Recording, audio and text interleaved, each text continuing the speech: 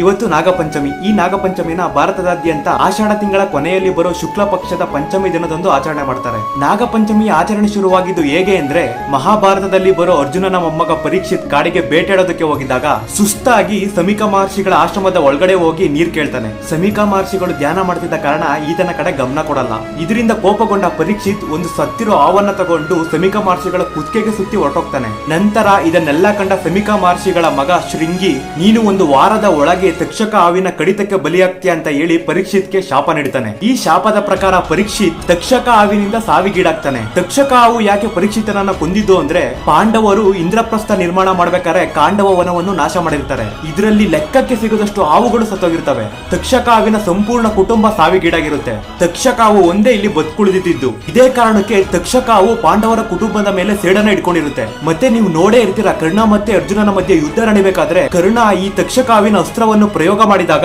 ಶ್ರೀಕೃಷ್ಣ ರಥವನ್ನ ಭೂಮಿಯ ಒಳಗಡೆ ತುಳಿದು ಅರ್ಜುನನ ಪ್ರಾಣ ಉಳಿಸಿರ್ತಾರೆ. ಮತ್ತೆ ವಾಪಸ್ ಕತೆಗೆ ಬರೋದಾದ್ರೆ, ಈಗ ಇಲ್ಲಿ ಪರೀಕ್ಷಿತನ ಸಾವಿನ ಬಗ್ಗೆ ತಿಳಿದ ಪರೀಕ್ಷಿತನ ಮಗ ಜನ್ಮಜಯ ತನ್ನ ತಂದೆ ಸಾವಿನ ಸೇಡಿನ ಬದಲಾಗಿ ಪ್ರಪಂಚದಲ್ಲಿರೋ ಎಲ್ಲಾ ಹಾವುಗಳನ್ನ ಸಾಯಿಸೋ ಸರ್ಪ ಯಜ್ಞ ಶುರು ಮಾಡ್ತಾನೆ. ಮತ್ತೆ ಈ ಯಜ್ಞದ ಪರಿಣಾಮ ಪ್ರಪಂಚದಲ್ಲಿರೋ ಎಲ್ಲಾ ಹಾವುಗಳು ಬಂದು ಈ ಯಜ್ಞದ ಒಳಗಡೆ ಬಿದ್ದು ಸುಟ್ಟೋಗ್ತಾ ಇರ್ತವೆ. ಮತ್ತೆ ಇದರಿಂದ ಭಯಗೊಂಡ ತಕ್ಷಕ ಹಾವು ಇಂದ್ರನ ಆಸ್ಥಾನಕ್ಕೆ ಹೋಗಿ ಇಂದ್ರನ ಆಸನದ ಹಿಂದೆ ಬಚ್ಚಿಟ್ಕೊಳ್ಳುತ್ತೆ. ಕಾರಣ ಇಲ್ಲಿಗೆ ಆ ಯಜ್ಞದ ಮಂತ್ರಗಳು ತಲುಪೋದಿಲ್ಲ ಅಂತ. ಆದ್ರೆ ಆ ಸರ್ಪ ಯಜ್ಞದ ಮಂತ್ರ ಇಲ್ಲಿಗೂ ಕೂಡ ತಲುಪುತ್ತೆ. ಇದರಿಂದ ಎದರಿದ ದೇವತೆಗಳೆಲ್ಲ ನಾಗರಾಣಿ ಮಾನಸಳ ಸಹಾಯ ಕೇಳ್ಕೊಂಡು ಆಕೆಯ ಮೊರೆ ಹೋಗ್ತಾರೆ. ನಂತರ ಮಾನಸ ತನ್ನ ಮಗ ಅಷ್ಟಿಕನನ್ನ ಯಜ್ಞದ ಸ್ಥಳಕ್ಕೆ ಕಳಿಸ್ತಾಳೆ. ಅಷ್ಟಿಕ ಸರ್ಪ ಯಜ್ಞದ ಸ್ಥಳಕ್ಕೆ ಬಂದು ಜನ್ಮಜಯನ ಮನವೊಲಿಸಿ ಅಲ್ಲಿ ನಡೀತಾ ಇದ್ದ ಹಾವುಗಳ ಮಾರಣ ಹೋಮನ ತಡಿತಾನೆ. ನಂತರ ಸತ್ತಿರುವ ಮತ್ತೆ ಗಾಯಗೊಂಡಿರುವ ಹಾವುಗಳ ಮೇಲೆ ಹಾಲಿನ ಅಭಿಷೇಕ ಮಾಡಿ ಎಲ್ಲಾ ಹಾವುಗಳನ್ನ ಬದುಕುಳಿಸ್ತಾನೆ. ಈ ದಿನವನ್ನೇ ನಾಗರ ಪಂಚಮಿ ಅಂತ ಹೇಳಿ ಆಚರಣೆ ಮಾಡ್ಕೊಂಡು ಬಂದಿದ್ದೀವಿ. ಇದೇ ಕಾರಣಕ್ಕೆ ಜನರು ಸರ್ಪಗಲ್ಲಿನ ಮೇಲೆ ಹಾಲಿನ ಅಭಿಷೇಕ ಮಾಡೋದು. ಹೀಗೆ ಮಾಡಿದ್ರೆ ಸರ್ಪದೋಷ ಇದ್ರೆ ನಿವಾರಣೆ ಆಗುತ್ತೆ ಅನ್ನೋದು ವಾಡಿಕೆ.